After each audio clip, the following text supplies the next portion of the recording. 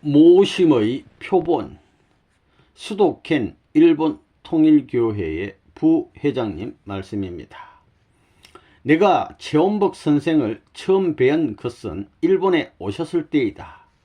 미국에 계실 때 나도 미국에서 활동하고 있을 때라 참 부모님을 모신 자리를 공유한 기회가 많았었다.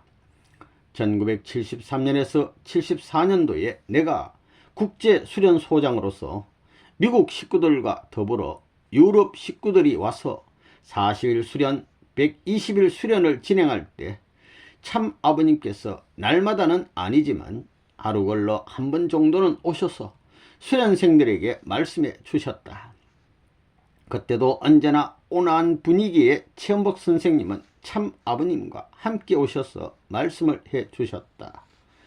당시 참 아버님은 보스턴이나 뉴욕의 대서양 연안에서 삼치 낚시를 자주 가셨다.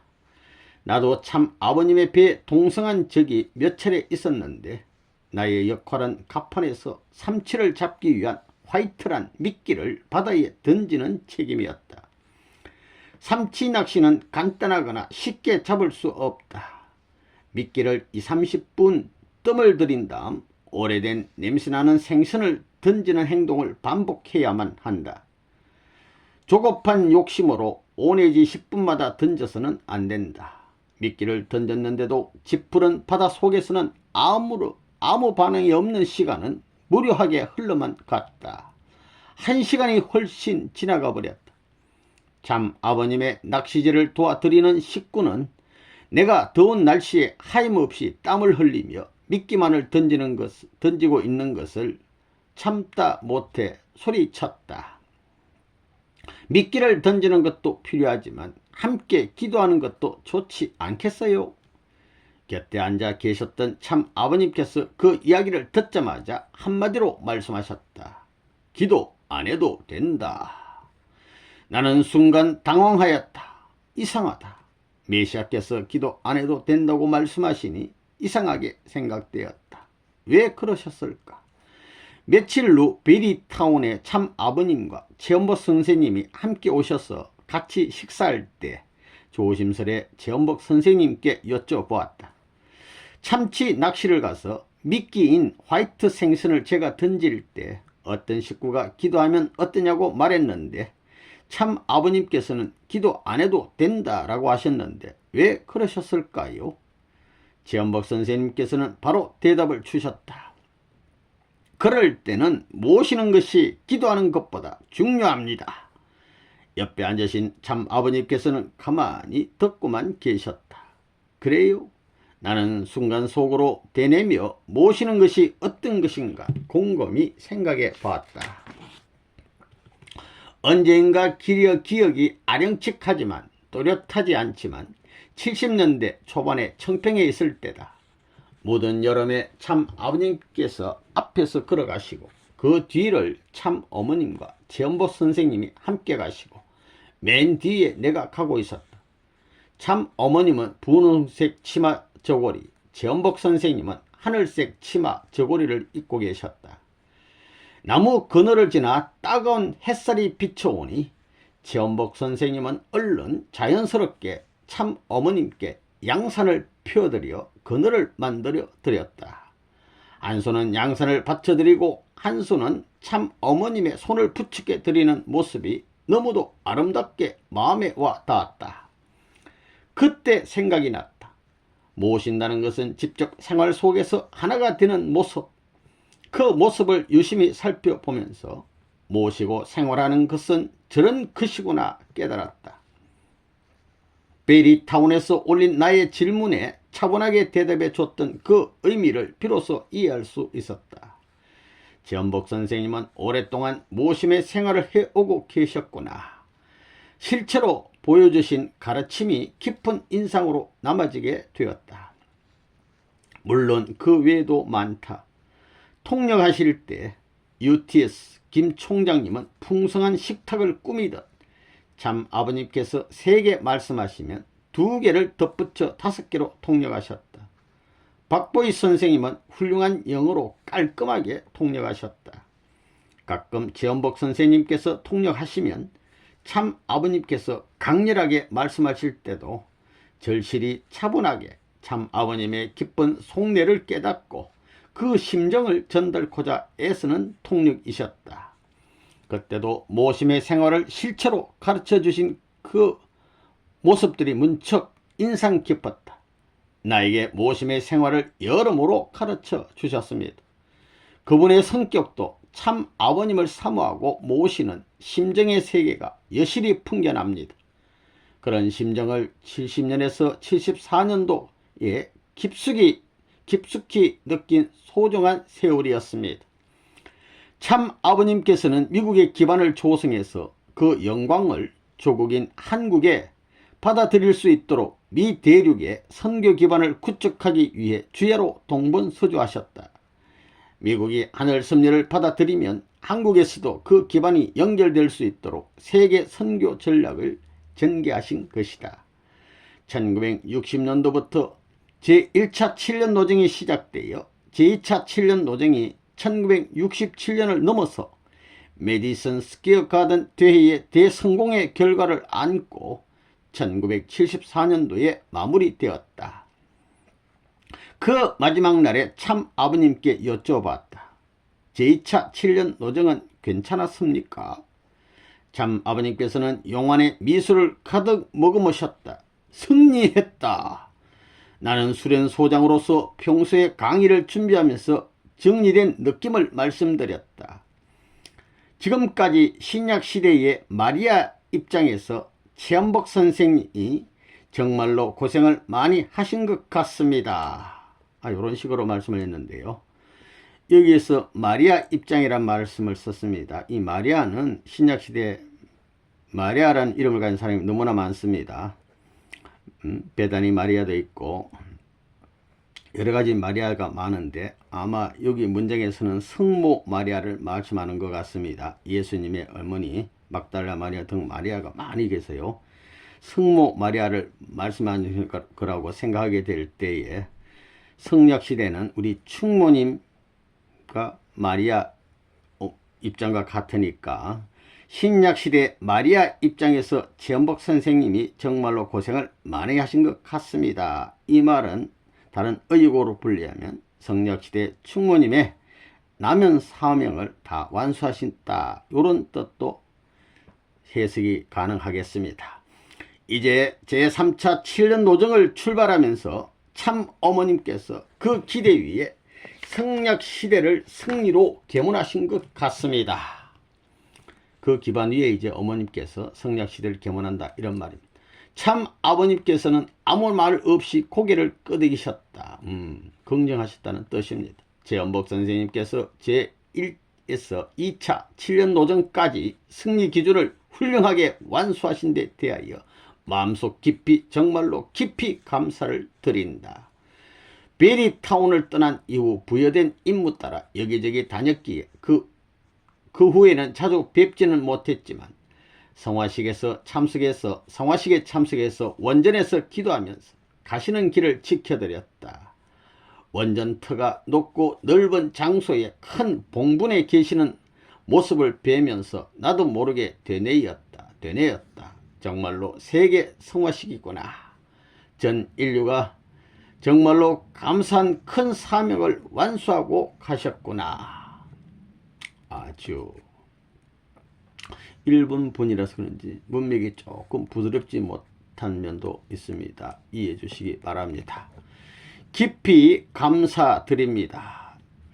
구복기 데츠코 여사님의 글입니다. 이분은 일본 초대 협회장님의 부인 되십니다. 구복기 오사미 협회장님의 부인 되시는 분입니다.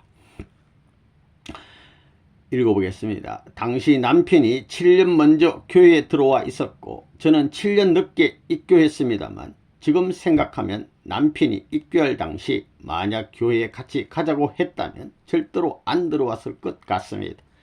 당시 저는 시부모를 모시고 애들 셋을 키우면서 경제적 활동을 감당해야 하는 눈꽃 뜰 사이 없이 바빴기 때문입니다. 제가 입교하기 몇 년 전 참 아버님께서 일본에 오셔서 구복기 회장을 어떻게 해서든 축복시켜야 하는데 일본은 아직 축복시킬 조건을 갖추지 못했다며 그냥 귀국하셨답니다. 그래서 1967년도에 참 아버님이 다시 일본에 오셨을 때 남편에게 저를 언급하신 모양입니다. 구복기 회장, 부인을 바로 불러오세요. 제가 일하는 곳으로 남편의 전화가 걸려왔습니다. 당장 교회에 와줘요. 남편의 다급한 목소리에 저는 깜짝 놀랐습니다. 교회에 간다고 해도 어디 있는지 모르고 시간을 다투는 업무에 매달려 있었습니다. 몇 시까지 작업을 끝내 넘겨야 하고 언제까지 무엇을 해야 하는 빈틈없는 공정이 기다리고 있었습니다.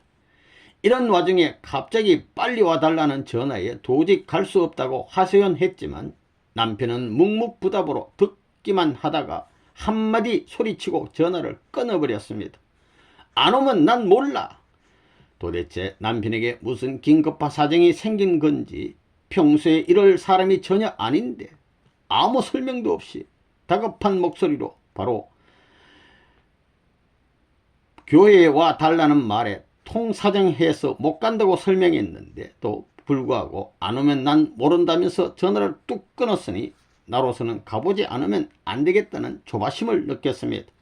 할 수 없이 2시간 정도의 외출을 허락받아 물어 통일교회를 찾아갔습니다. 교회에 도착했을 때는 이미 참 아버님은 말씀을 끝내시고 2층으로 올라가 계신 후였습니다. 그곳에 문서명 선생님이 와 계신다는 사실을 도착하고 나서야 비로소 알게 되었습니다. 저는 빨리 돌아가야 한다는 조급함에 남편을 찾으러 2층으로 올라가 눈에 띈 그를 발견하고 얼른 다가가 말했습니다. 저 왔어요. 하지만 바쁘니까 이제 다시 돌아갈게요. 왔으니까 됐죠. 그러자 멀찌감치 있던 오야마다 부인께서 달려와 반갑게 인사하며 내 손을 꼭 붙잡았습니다. 잠깐만요. 이왕 오셨으니 문서명 선생님을 뵙고 가세요. 미소를 가득 머금은 얼굴로 제 손목을 붙잡고 미닫이 문으로 인도했습니다. 저는 얼떨결에 발걸음이 이끌려 갔습니다. 문 선생님, 구복기 회장의 부인이 오셨습니다. 문 선생님은 기다렸다는 뜻이 바로 나오셨습니다. 빙그레 웃는 용안으로 저를 머리부터 발끝까지 쭉 훑어보시면서 담뿍 정이 어린 어투로 말을 건네셨습니다. 당신이 구복기의 부인이십니까?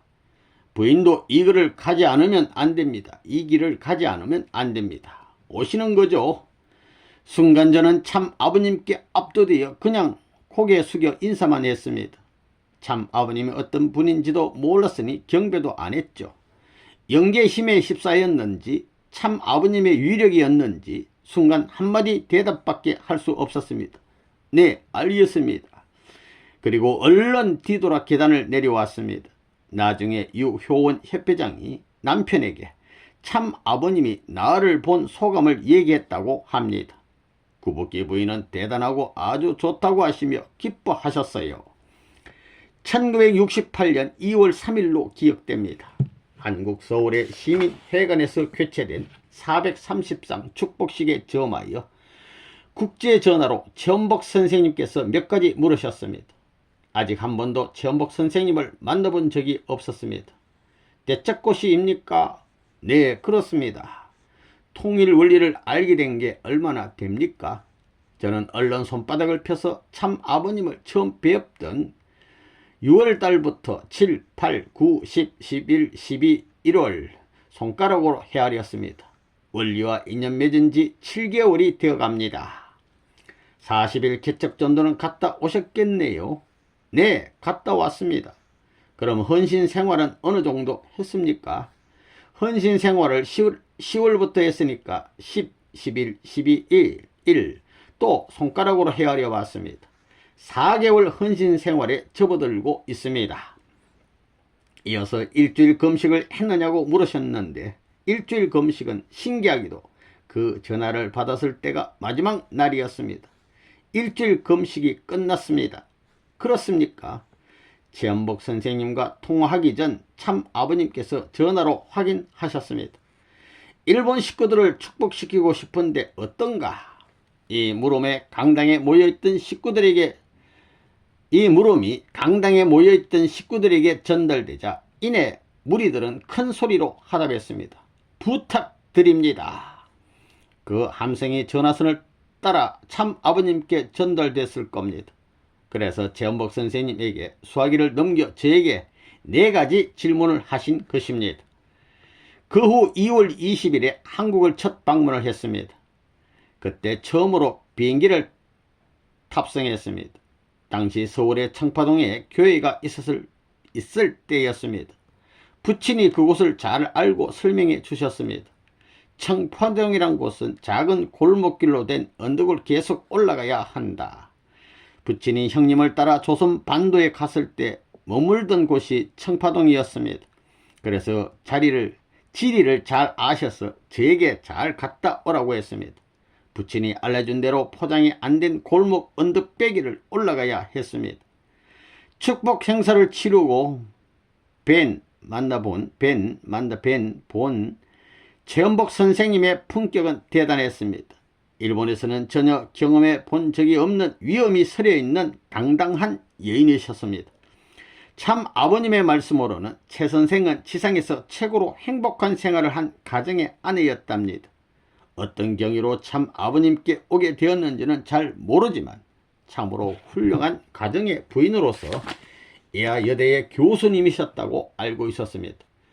일본어도 능통하시고 영어도 물론이고 당시 외국에 능통한 여성은 아마도 일본 내에 없었을 겁니다. 일본어도 잘하시고 영어도 잘하시고 그게 메시아를 모시고 있으니 대단한 분이구나 생각했습니다. 제 선생님은 참 아버님의 말씀을 통역하셨는데 참 아버님 말씀은 1시간 2시간이 아닌 아침부터 밤까지 아낌없이 식구들을 사랑하신 참 아버님이셨으니 그 통역을 전부 담당한 제 선생의 에너지라 해야 할지 체력이라 해야 할지 따라다니면서 통역하는 것도 힘든 일인데 참 아버님의 보좌관으로서 모든 행정 업무도 도맡아 처리하셨으니 참 아버님이 주무시지 않으시면 저도 못 자요. 그럼 정말 잘 시간이 없는 거 아닌가 심히 염려가 되었습니다. 하지만 우리들 앞에 서면 항상 온화하며 친절하게 능통한 일본어로 말씀해 주셨던 인상은 강렬하게 나의 뇌리에 남아 있습니다. 그 당시 축복을 받았지만 원리를 깊이 이해 못한 신앙적으로 어린 입장이었습니다. 제 선생님이 어떤 사명을 갖고 있고 심리적으로 어떤 의미가 있는 분이란 사실은 한참 나중에야 알게 되었습니다. 제 선생님이 없었다면 참 부모님 주례의 합동 결혼식은 없었을 것입니다. 제 선생님이 입교하지 않았다면 축복식은 없을 수도 있었을 정도로 제 선생님은 중요한 분이셨다는 것을 참 아버님도 언급하셨습니다. 그러니까 결혼해서 이상적인 부부로 행복한 나날을 살던 분이 가정을 떠나 뜻길을 간다는 사실은 정말 생각하기 어려운 거죠. 처음부터 복귀의 길을 개척해 가야 하는 참 아버님의 원리적 사명이 그런 여인으로 인해 축복이란 게 생겨날 수 있다는 탕감복귀 심리를 배우면서 제 선생의 위대함과 훌륭함을 아버님 못지않게 일본 식구들은 느끼지 않았나 싶습니다. 행사 때마다 미국에 갈 때면 제 선생님이 항상 반갑게 맞아주셨습니다. 오셨네요. 참 아버님도 일본어를 잘 하시지만 제 선생님의 일본어는 일본 사람도 따를 수 없을 정도로 능통하셨고 항상 저희를 대하는 태도가 마치 어머니 같으셨습니다. 일본 식구들을 참 아버님께 중보하는 사명을 다하셨습니다. 깊이 감사드립니다. 중보하는 사명. 귀한 글이었고 이어서 신앙의 표대란 제목의 모토 후로타 일본 사쿠라 주식회사 사쿠라 회장님의 글입니다. 일본 식구 중에 직접 최원복 선생님을 뵙고 지도받은 사람은 몇몇 안 될 것입니다. 처음으로 최원복 선생님을 뵌 게 나고야 교회에 입교해서 얼마 되지 않을 때인 1965년도였습니다. 그때 나는 운전수로서 참 아버님을 모시게 되었는데 제 선생님이 옆 좌석에 타셨습니다. 처음으로 주님을 뵙게 된 거라서 너무나 긴장도 했고 또 나고야 교회에서 참 아버님을 위해 구입한 새 차가 그날 막 도착했습니다. 처음으로 운전하는 데다 고급 차종이라 어떻게 운전해야 하는지, 창문은 어떻게 여는지도 잘 몰랐습니다. 주님께서 나의 타락성을 꿰뚫어 보고 계시는 것 같아 단순한 신앙심 밖에 없는 처지로서 피지땀이 절로 나왔습니다. 마치 6천년의 탕감 분량의 땀을 흘린 듯 했습니다.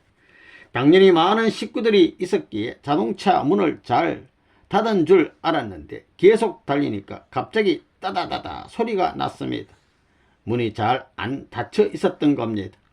게다가 앞유리가 부엌에 되는데 이걸 없애려면 어떻게 해야 하는지 몰라 안절부절했습니다. 그때 최원복 선생님께서 옆에서 긴장을 풀도록 배려해 주셨습니다. 땀을 아주 많이 흘리시네요. 손수건을 꺼내셔서 얼굴에 번진 피지땀을 막 닦아 주셨습니다. 그렇게 최 선생님을 처음 배웠는데 너무나 인자하신 분이셨습니다. 그때 그분이 초소석에 있지 않았으면 저는 너무 긴장해서 어떻게 되었을지 아찔합니다. 그때 이후로도 최 선생님을 배울 때마다 그 인품에 정말로 마음속으로부터 존경심이 우러나왔습니다. 불같은 참 아버님의 성격을 보완해 주시는 참 아버님의 손이 미치지 못하는 부분을 신경 써 주셨습니다. 참 어머님께서 아직 외부 활동을 하시기 전까지 참 아버님을 그림자처럼 보좌해 온 심리적으로 중요한 역할을 수행해 오셨습니다.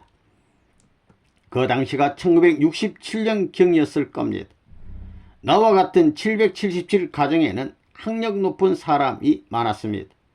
대학을 안 간 사람은 아마 저밖에 없었을 정도로 학벌이 낮은 사람이 적었습니다. 매스컴에서도 이성 집단, 그러니까 이성, 이지와 지성, 집단, 이성 집단이라 불릴 정도로 원리 용괴를 중심으로 일본 통일교회가 형성됐다고 할 수 있습니다. 나는 나고야에서 타양으로 나갈 일은 없을 거라 생각했습니다. 그게 고향. 우리 집안은 그 지역에서 계속 장사를 해왔고 안정된 삶을 꾸리고 있었습니다. 모친이 전도에서 입교했는데 그 전에는 다른 교단에서 신앙생활을 하고 있었습니다. 그래서 그런지 지금까지 낙오되지 않고 남아진 것 같습니다. 일본 교회는 참 아버님의 은행 창구 역할을 해왔습니다. 일본 식구들이 계속 헌금을 모아서 참 아버님의 섭리를 위해서 공헌해 왔습니다. 여기서 잠깐. 왼쪽에 사진이 한 장 있습니다. 최원복 선생 다녀오셨습니까? 이렇게 했는데 일본식 스타일로 이렇게 프랭카드를 이렇게 써놨습니다. 그렇게 해서 신의 충모님께서 일본 식구들 앞에 말씀 주시는 장면 되겠습니다. 일본 식구들이 계속 헌금을 모아서 참 아버님의 섭리를 위해서 공헌해 왔습니다. 그 출발은 일본 4.3 가정의 한 분인 오야마다 회장의 꽃 판매 사업이었습니다. 최원복 선생님과의 가장 기억에 남는 추억과도 관련이 됩니다. 그 당시 꽃 판매로 마이크로 버스를 타고 전국을 돌던 때였습니다. 취침은 버스 아니고 역전 화장실에서 세수하는 너무나 힘든 환경 때문에 점점 사업대원들이 줄어들어 갔습니다. 그런데 그게 유일하게 참 아버님께 헌금을 드릴 수 있는 방법이었습니다. 물론 지금처럼 몇억 몇십억은 아니었습니다. 한국교회도 아직 어려운 시기였기에 플라워차 사업이 많은 공헌을 했습니다. 그러니까 참 아버님이 일본에 오시면 당시 오야마다 사장과는 직접 만나셨습니다. 돈을 끌어오는 입장에 있던 분이니만큼 참 아버님의 신뢰도 받고 계셨습니다. 그런데 사업 활동을 감당해야 할 식구들은 점점 없어지는 거예요. 그런데 한국에서 일본 지구장들의 모임이 있었어요. 참 아버님께서는 오야마다 사장에게 독려하셨습니다. 오야마다 사장, 이번에는 사업대원들 300명을 차출해서 더 사업 목표를 높여보시오. 그러면 각 지구에서 사업대원 몇 명씩을 차출하도록 지시를 내립니다. 그런데 지구에서 신앙이 좋은 식구는 놔두고 꼭 떨어져 나갈 것 같은 식구들이 오는 거예요. 그런 사람들을 데리고 일본 전역을 돌며 잠은 플라워 차 안에서 자는 힘든 생활을 하니까 사업 활동이 더욱 힘들어지는 거예요. 그러니까 플라워 차 사업을 되도록 그만했으면 좋겠다고, 그만두면 안 되냐는 말들이 나오게 됩니다. 오야마다 사장의 헌신적인 활동을 칭찬받아 마땅했지만 일본 교회에서는 많은 사람들이 희생되어야 하니 싫어했습니다. 일본 교회 조직과 경제 분야 조직과는 과직과의 사이는 그렇게 좋지는 않았습니다. 그러니 자동차 내에서 힘든 생활을 하는 사업대원들은 활동은 열심히 하면서도 주일 예배에는 잘 참석하지 않기도 했습니다. 그러나 플라워차는 참 아버님과 직접적 관계를 맺고 있었으니까 오야마다 사장은 힘이 있는 거예요. 그래서 얘기가 나온 것이 최원복 선생님께 보고해서 이 남 문제를 해결해 보자는 중론이 모아졌습니다. 이 플라워차 활동이 너무 힘들어서 식구들이 나가고 있으니 이 사업 활동을 그만두는 것이 좋지 않냐고 참 아버님께 건의해 주십시오. 그렇게 하면 그러겠네요. 참 아버님께 잘 말씀드리겠습니다 라고 할 줄 알았는데 최원복 선생님은 인자시고 일본 내의 어려운 사정을 보고하면 잘 이해해 줄 것이라는 기대감에서 비롯된 것입니다. 그때 최원복 선생님이 주셨던 대답은 의외였습니다. 당연히 저희들의 말을 듣고 참 아버님께 전달해 줄 거라고 믿었는데 하신 대답은 전혀 기대와는 다른 한마디였습니다. 일본이 망하는 것보다 낫지요. 나는 그 대답을 듣고 깊이 깨달았습니다. 아, 그렇구나. 많은 사람들이 희생이 되어도 해화국가인 일본이 사명을 다하지 못한다면 일본이 망할지도 모르는구나. 항상 이해심이 많고 인자신 분이 그렇게 말씀을 하니 그때서 비로소 깨닫게 된 것입니다. 사실 일본은 전도활동도 많이 해야 했고 당시 실제로 잘 하고 있었습니다. 그런데 그 한마디가 정말로 정확한 대답이 된 것입니다. 온하고 진실하고 지성을 겸비한 분이 중요한 부분에서는 명확하게 대답하시니 속이 후련한 느낌까지 들었습니다. 이때 일은 나에게 참부모님을 모시는 신앙의 표대가 되었고 지원복 선생님에 관해서 가장 기억에 남는 귀한 추억으로 남게 되었습니다. 이 귀한 한마디가 신앙의 표대가 됐습니다. 지금은 많은 시간이 흘렀으니 또 하나 토로하고 싶습니다. 나는 사업부에 오래 있었기에 자금을 보관하고 있어 여러 사람들로부터 돈을 빌려달라는 부탁을 받습니다. 해옵니다. 어떻게 돈 좀 빌릴 수 없겠습니까? 아버님께 먼저 여쭤봐도 될까요? 여쭤보지 않으면 안 됩니다. 아버님한테는 좀 청해 온 분들은 그 순간 스스로 한 발 뒤로 물러서게 됩니다.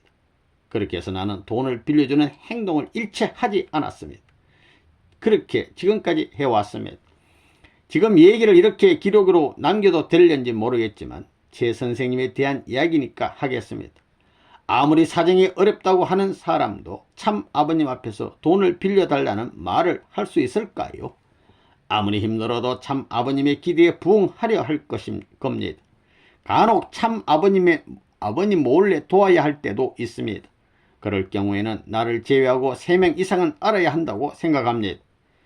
돈 문제에 대해서는 나와 회계 이외에 다른 사람 3명은 알아야 한다고 생각하고 실천에 옮겨왔습니다.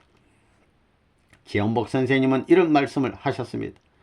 만약 우리들이 판단해 보건대 참 아버님을 지키기 위해서라도 도움이 필요한 사람들이 있습니다.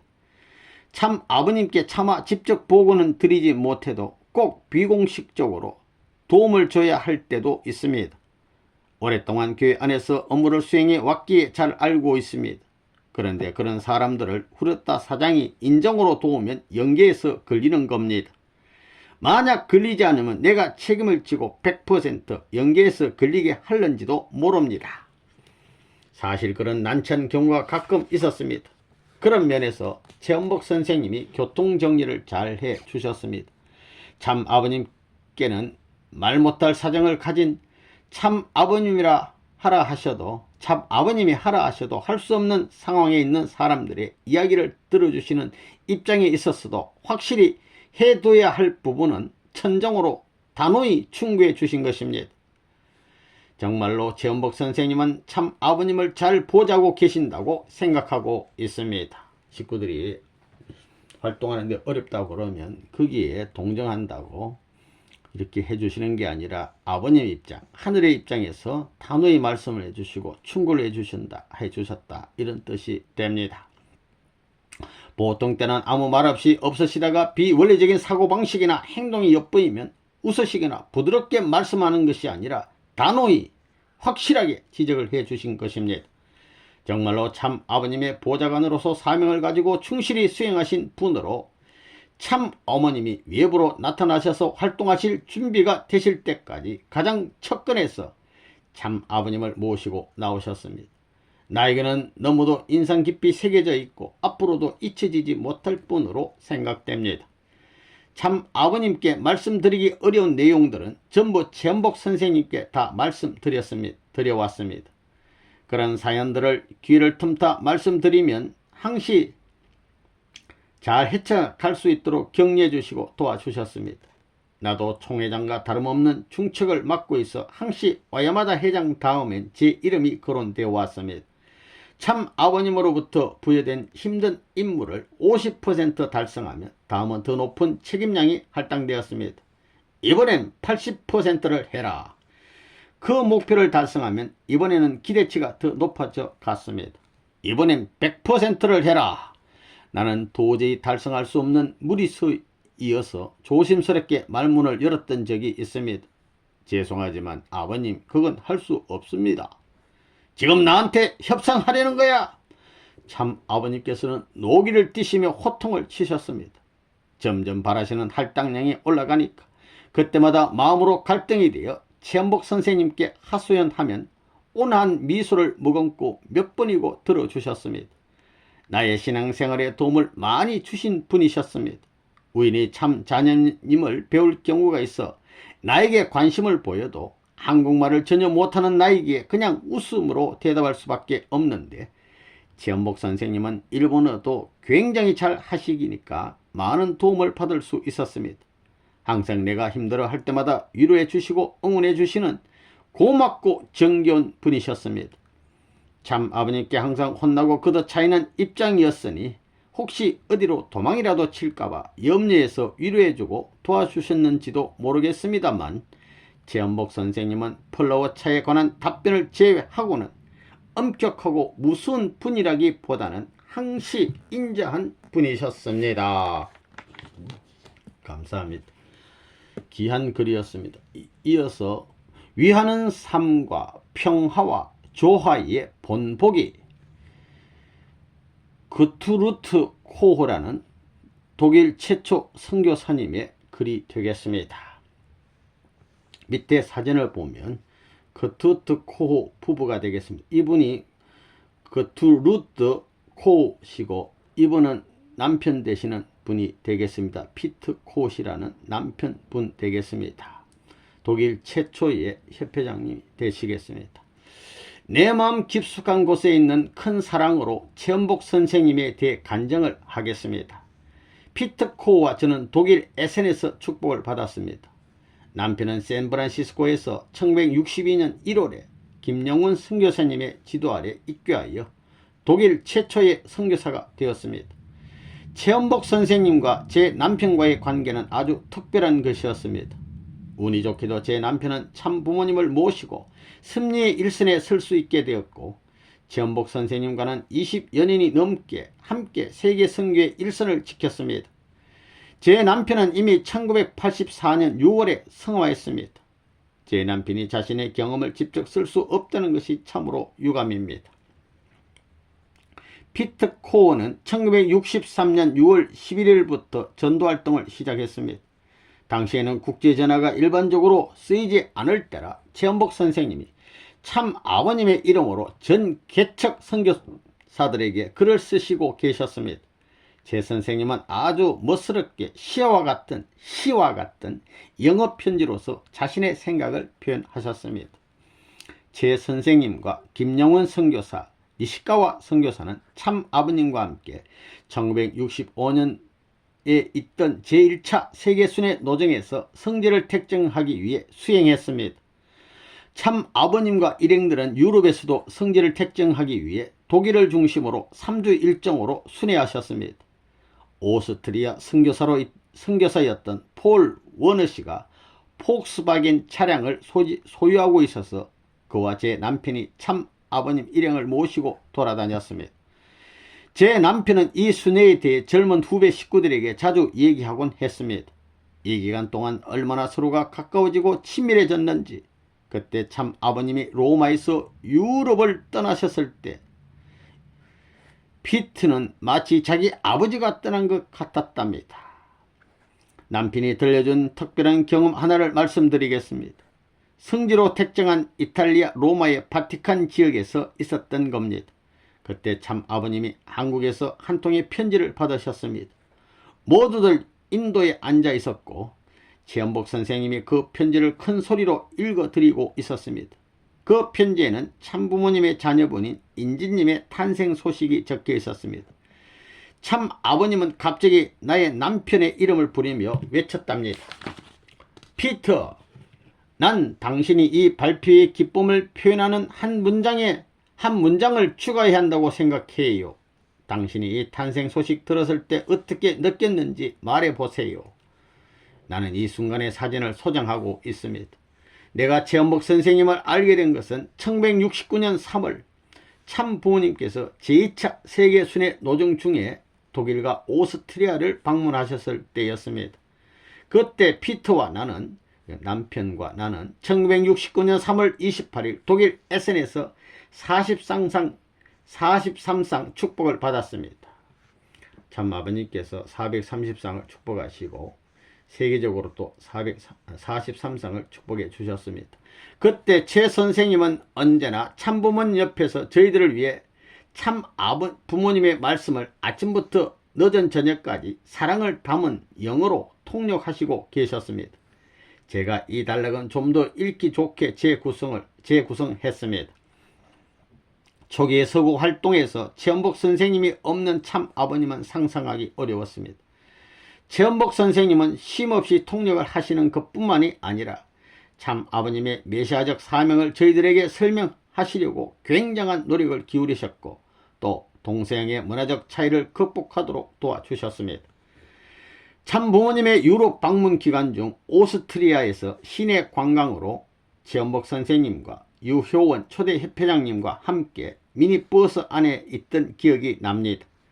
우리들은 참 부모님과 참 가정과 그들의 사명에 대해 얘기를 나누고 배우며 즐거운 시간을 가졌습니다. 최연복 선생님은 저희들에게 참 부모님의 가치와 우리들의 사명을 이해시키며 돌보시는 어머니 같은 존재였습니다. 그녀는 최연복 선생님은 참 부모님의 중보자셨습니다.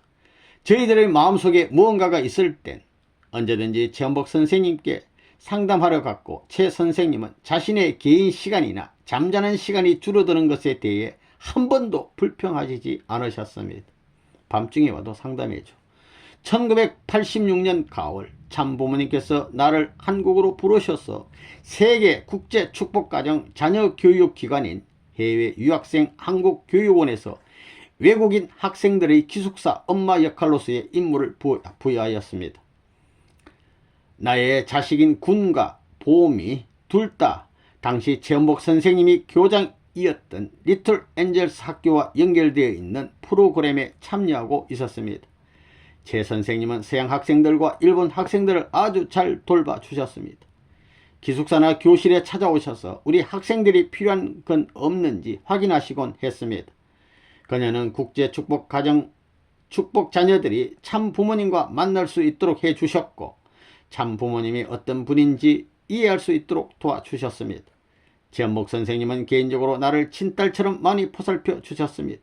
함께 한남동 공간에 가서 경축기념 행사에 참여도 하고 내가 교사로서 교육을 받지 않았을 때부터 내가 가야 할 길을 인도해 주셨습니다. 그분은 내가 사명을 다하도록 도와주셨습니다. 최연복 선생님께서 많은 시간을 할애하셔서 세계 식구들을 도와주시고 큰 책임을 지고 계셨음에도 항상 최연복 선생님의 마음속에는 참 부모님을 어떻게 모셔야 하고 기쁘게 해야 할지가 가장 우선이었습니다. 그분의 위하는 삶과 평화와 조화의 본보기를 통해서 참 부모님에 대한 나의 사랑과 참 부모에 대한 이해가 한국에서 있는 동안 더 깊게 자라났습니다. 참 사랑은 결코 퇴색하지 않습니다. 나는 신의 충모님을 통해 경험했던 그 깊은 사랑을 절대로 잊지 않을 겁니다. 이 신의 충모님이란 호칭의 의미는 무엇인가요? 여러분은 그분이 그 호칭에 적합하다고 확신하시나요? 어떻게 제 느낌을 그대로 식구님들에게 표현할 수가 있을까요? 제 선생님은 하나님과 참 부모님, 전 세계 식구들을 위해 너무나 많은 것을 성취하셨습니다. 우리 모든 서구 식구들은 그녀를 너무나 사랑합니다. 너무너무 감사합니다.